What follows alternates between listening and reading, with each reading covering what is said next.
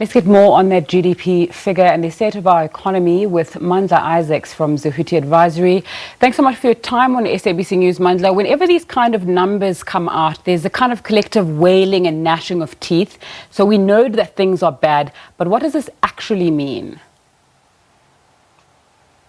Well, it feels like Groundhog Day, right? We seem to be here every few months, unfortunately. What it means is that our economy is extremely weak. It hasn't been growing, frankly, for a decade in per capita terms.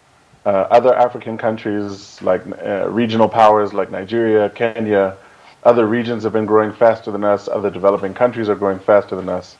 Frankly, what it means is that our economy is weak, it's dysfunctional, it has structural, fundamental problems, and it's unable to create wealth and prosperity for the majority of South Africans. I'm glad you've brought up the structure of the economy, because it's not just a coronavirus issue that we're seeing these kind of numbers, which are set to get much worse as we go on. So why is our economy struggling at that level? Well, you have to question the fundamental direction that we're headed in, right? I mean, essentially, these are self-inflicted wounds largely. So, the sort of state-owned enterprise driven kind of developmental state policy program that government has been following for the past kind of 10 to 15 years is failing. I mean, Eskom alone is a huge part of our growth problems. There was load shedding from December and again in March. So Eskom alone has capped our economic growth at about 2% for the past decade. But then if you include, policy uncertainty, fundamentally we're a mining economy. That's our traditional strength. That is kind of that's been the source of our economic prosperity for the most part. And we haven't had a mining policy in 10 years. For 10 years, our mining policy has been under discussion. That has created huge uncertainty. There's been uncertainty in other sectors as well. We talk about telecoms, a number of other sectors. And as a result, investors are not willing to invest and expand the economy's capacity to grow because they just don't know what the conditions are going to be. So, the electricity unavailability, policy uncertainty, all of these things are kind of structural reasons, as well as the fact that we are just uncompetitive in a number of areas. If you talk about our logistics costs and so on. So those are the needs. I think that sets the agenda for the structural reforms that are required. Mm-hmm. And what would those structural reforms be?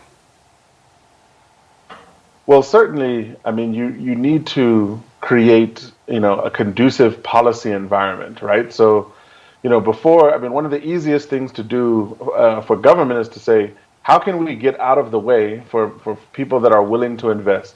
So we understand that there are people that are willing to invest in energy infrastructure. The telecom sector is willing to invest if we can have a auction on spectrum. And to be honest, I mean, these are reforms that government has been promising since at least 2017, and they haven't come through. So those are some of the key issues. We have to simply get over our kind of dysfunctional state-owned enterprises, but certainly we need to create a conducive environment for investment. And on the bright side, we saw last week with the infrastructure investment conference organized out of the presidency, that is right now probably the single kind of big idea coming out of government that absolutely needs to happen to get the economy firing. Okay, so we've seen that contraction of 2% in the first quarter. We know it's going to get worse because of the lockdown and because of the figures that we're already seeing. Finance Minister Tito Mboweni saying our economy is going to shrink by about 7%. Some have said that's optimistic at best. What next for South Africa?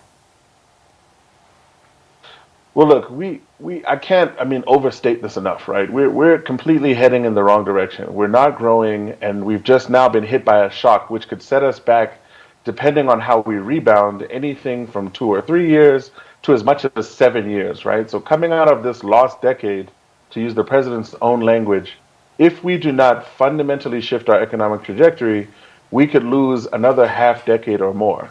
So really, this is, absolutely a time when we need all sectors of society. We need government, business, and labor to really rethink, the kind of sacred cows, all of these positions that we're dug into that forces us to be in the same situation year after year.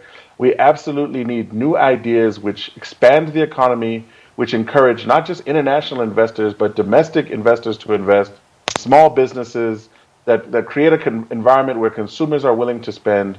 We absolutely need new big ideas to shift this trajectory. Mandla Isaacs from Zehuti Advisory joining me via Skype. Thanks so much for your time on SABC News this evening.